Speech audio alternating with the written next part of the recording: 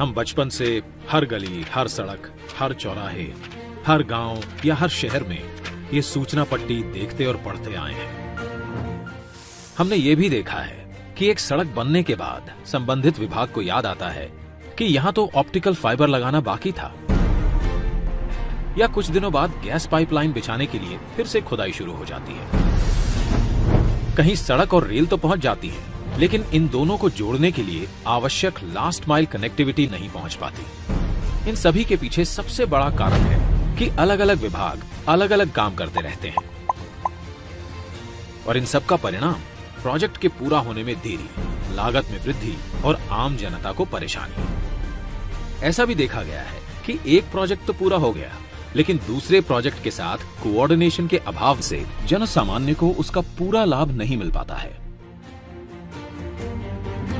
आइए इसे एक उदाहरण द्वारा समझते हैं। एक फर्टिलाइजर प्लांट तो स्थापित हुआ, लेकिन उस तक गैस पाइपलाइन की व्यवस्था नहीं की गई। गैस पाइपलाइन की अनुपलब्धता के कारण वो प्लांट पूरी तरह से उपयोग में नहीं लाया जा सका, जिससे करोड़ों की लागत से बने उस प्लांट का पूरा लाभ जन सामान्य तक नहीं पहुंच सका। इसी प्रकार सड़क निर्माण का काम कई एजेंसियां करती हैं। जैसे प्रमुख राजमार्गों का निर्माण NHAI करती है। इसके बाद आगे की सड़क का निर्माण राज्य PWD करती है।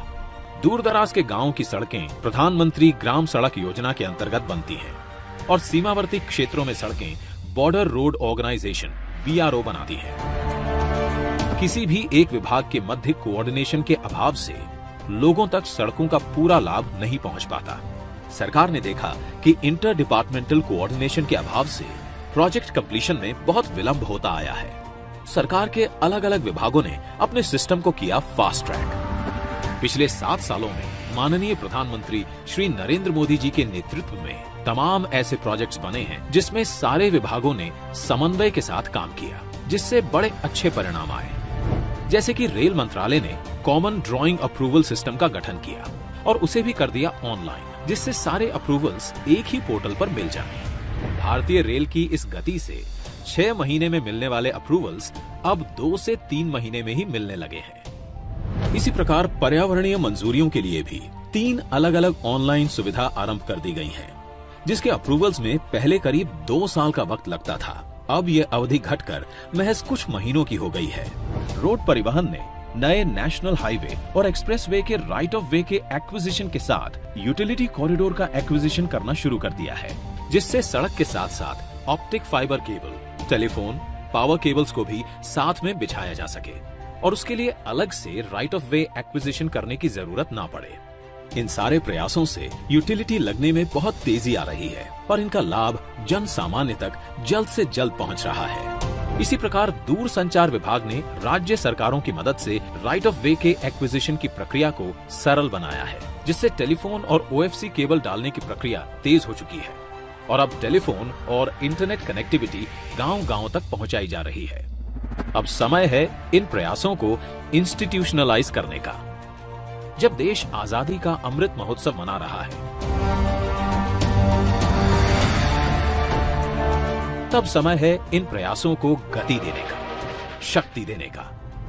इस बार लाल किले से प्रधानमंत्री जी ने कहा, भारत को आधुनिक इंफ्रास्ट्रक्चर के साथ ही इंफ्रास्ट्रक्चर निर्माण में होलिस्टिक अप्रोच, इंटीग्रेटेड अप्रोच अपनाने की बहुत जरूरत है।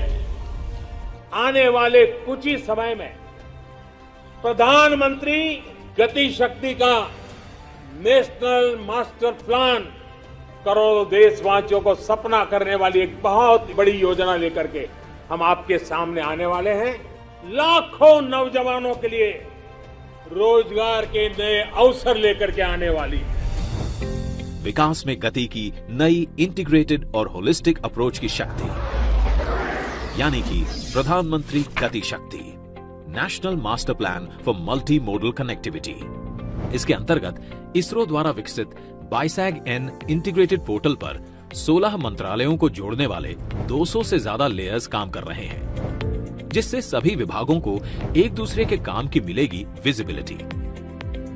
PM गति शक्ति योजना द्वारा रेल, रोड, पोर्ट और सिविल एविएशन सभी आ जाएंगे एक बड़े अम्ब्रेला प्लान के तहत। अब पोर्टल के माध्यम से किसी भी विकास एवं निर्माण कार्य में सभी स्टेक होल्डर्स के बीच समन्वय होगा, जिसके तहत एक ऐसी व्यवस्था बनाई गई है कि सभी ग्रुप में एक साथ बैठकर बेहतर प्लानिंग कर सकेंगे। इससे लैंड एक्विजिशन के साथ साथ काम भी एक साथ होगा, तो परियोजनाओं की लागत में भी कमी आएगी। केंद्र सरकार से लेकर राज्य सरकार के विभागों तक, लोकल अर्बन बॉडी से लेकर निजी कंपनियों तक, सभी में होगा ऐसा तालमेल जो आज तक कभी नहीं देखा गया। नेशनल मास्टर प्लान से न केवल विभाग बल्कि उनकी योजनाएं भी एक छत के नीचे आएंगी, जिससे उनके अमल की गति बढ़ेगी। इसके कार्य करने की प्रक्रिया को एक उदाहरण द्वारा समझते हैं। अब जब किसी भी बंदरगाह की योजना बनती है तो वो आने वाले अगले 40 से 50 वर्षों को ध्यान में रखकर बनाई जाती है। तो इतनी विशाल स्तर की परियोजना अब सिर्फ शिपिंग मंत्रालय तक ही सीमित नहीं होगी, बल्कि सड़क और रेल नेटवर्क को भी उचित क्षमता के अनुरूप बनाया जाएगा। नेशनल मास्टर प्लान से ये भी पता लगाया जा सकता है कि कहां पर सड़क बनी है और कहां पर नई सड़क के निर्माण की आवश्यकता है। नेशनल मास्टर प्लान में हर मंत्रालय का डेटा निरंतर अपडेट होता रहेगा। यही नहीं, नेशनल मास्टर प्लान द्वारा किसी भी सामान को गंतव्य स्थान तक पहुंचाने के लिए सही मार्ग और किराए का चयन किया जा सकता है। एम्प्टी फ्लो डायरेक्शंस में ग्राहकों द्वारा माल ढुलाई में विशेष छूट ली जा सकेगी। मास्टर प्लान से संसाधनों का सर्वोत्तम उपयोग होगा। तभी तो पश्चिम भारत के प्लांट से आई खाद उत्तरी क्षेत्रों के खेतों को लहलहाएगी और किसानों में खुशहाली लाएगी। साथ ही नेशनल मास्टर प्लान निवेशकों को बताएगा कि जहां पर वे अपना निवेश करने वाले हैं वहां सड़क और रेल की उपलब्धता कैसी है, इंडस्ट्रियल एरियाज और आसपास का एनवायरनमेंट कैसा है। इससे बिजनेस और रोजगार के अवसर बढ़ेंगे। अब देश में गति की परिभाषा केवल यातायात ही नहीं, यहाँ शामिल है गति निर्णय की, गति सरकारी कार्यों की। इस प्लान को गति मिलते ही भारत में ऐसा इंफ्रास्ट्रक्चर आकार लेगा जिससे रेल से रोड पूरक हो, रोड से सी पोर्ट पूरक हो, सी पोर्ट से पोर्ट पूरक हो, ताकि रोड, रेल, बिजली, optic fibre cable, gas pipeline जैसी सुविधाओं से देश का कोई कोना वंचित ना रहे। तभी तो प्रगति में आएगी तेज गति। इंटीग्रेटेड मोबिलिटी द्वारा लोकल उत्पादों की बड़े बाजारों तक पहुंच बनेगी आसान।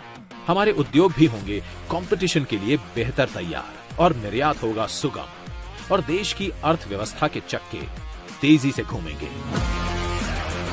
वर्क इन प्रोग्रेस बनेगा वर्क इन पेस। प्रधानमंत्री गति शक्ति, national master plan for multi modal connectivity.